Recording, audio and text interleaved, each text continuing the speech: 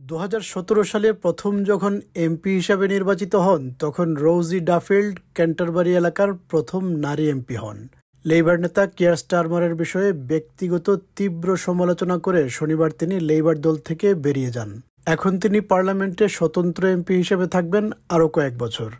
প্রধানমন্ত্রীর কাছে লেখা চিঠিতে রোজি ডাফিল্ড ধনী ডোনারদের কাছ থেকে প্রধানমন্ত্রীর উপহার গ্রহণ এবং কয়েক মিলিয়ন পেনশনারের উইন্টার ফিউল পেমেন্ট বাতিলের তীব্র সমালোচনা করেন। এসব কাজকে কপটতা, অনৈতিকতা, স্বজনপ্রীতি এবং ধনলিপ্সা হিসেবে বর্ণনা করেন রোজি। বিবিসি নিউজের রবিবারের অনুষ্ঠান সানডে উইথ লরা কুইন্সবার্গ অনুষ্ঠানে যোগ দিয়ে রোজি ডাফিল্ড সমালোচনার মাত্রা আরও তীব্র করেন। We all had our faith in Keir Starmer and a Labour government, and I feel that voters and activists and MPs are being completely laughed at and completely taken for granted.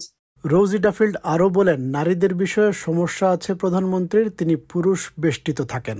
Most backbenchers that I'm friends with are women, and most of us refer to the men that surround them, the young men, as the lads. রোজি ডাফিল্ড বেশ কয়েক বছর যাবৎ labour দল থেকে কিছুটা বিচ্ছিন্ন থাকছেন। Keir Starmer এবং জেরেমি করবিন উভয়ের সাথে নারীর অধিকার এবং ট্রান্সজেন্ডার ইস্যুতে ক্যাম্পেইন নিয়ে তীব্র মতানৈক্য হয় তার। ক্যাবিনেট মিনিস্টার প্যাট ম্যাকফেডেন জানান, লেবার দলের অভ্যন্তরে বেশ অনেকটা সময় ধরে অস্বস্তিতে ছিলেন রোজি ডাফিল্ড। When I read Rosie's letter last night and listening to the interview there, I think you can see that she's been disillusioned with the party leader, with the party maybe more generally for quite a long time. I don't think this is something that's just developed in the last few months. এদিকে সরকারের মন্ত্রীদের donation গ্রহণ বিষয়ে আরও বেশি স্বচ্ছতা সৃষ্টিতে বিধিবিধান আরও কঠিন করা হবে বলে জানিয়েছেন প্যাট ম্যাকফেডেন। Ministers have not had to declare in the past hospitality they've received, while backbench MPs and shadow ministers have. We will close that loophole going forward. We'll make it clear in the ministerial code that both ministers and shadow ministers should be under the same declaration rules. কিয়ার স্টারমারের জন্য রাজনীতিতে নতুন ঝুঁকি হয়ে এলো তার সামনে নতুন অস্থিতিশীলতা।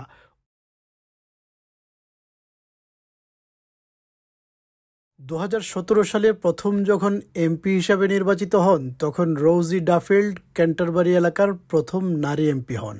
Labour নেতা কিয়ার স্টারমারের বিষয়ে ব্যক্তিগত তীব্র সমালোচনা করে শনিবার তিনি লেবার দল থেকে বেরিয়ে যান। এখন তিনি পার্লামেন্টে স্বতন্ত্র এমপি হিসেবে থাকবেন আরও কয়েক বছর। প্রধানমন্ত্রীর কাছে লেখা চিঠিতে রোজি ডাফিল্ড ধনী ডোনারদের কাছ থেকে প্রধানমন্ত্রীর উপহার গ্রহণ এবং কয়েক মিলিয়ন পেনশনারের উইন্টার ফিউল পেমেন্ট বাতিলের তীব্র সমালোচনা করেন।